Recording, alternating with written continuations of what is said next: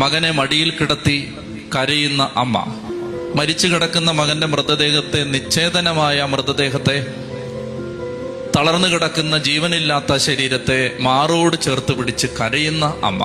എൻ്റെ മനസ്സിലേക്ക് പെട്ടെന്ന് മാതാവിൻ്റെ ഓർമ്മ വരുമ്പോൾ എൻ്റെ മനസ്സിലേക്ക് വരുന്നത് അതാണ്.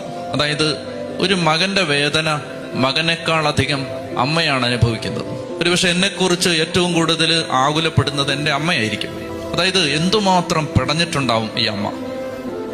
മകന് ചുറ്റും ശത്രുക്കൾ പെരുകുന്നത്, മകനെ ഏത് സമയത്തും വേട്ടയാടാൻ കാത്തിരിക്കുന്ന, പതിയിരിക്കുന്ന, ദുരിതം വിതയ്ക്കാൻ കാത്തു നിൽക്കുന്ന സമൂഹം.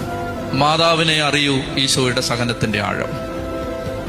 അതുകൊണ്ടാണ് കുരിശിന്റെ വഴിയുടെ പ്രാർത്ഥനയെ നമ്മളിങ്ങനെ പ്രാർത്ഥിക്കുന്നത്: മാതാവേ, ഈശോയുടെ തിരുമുറിവുകൾ എൻ്റെ ഹൃദയത്തിൽ പതിച്ചരുളണമേ.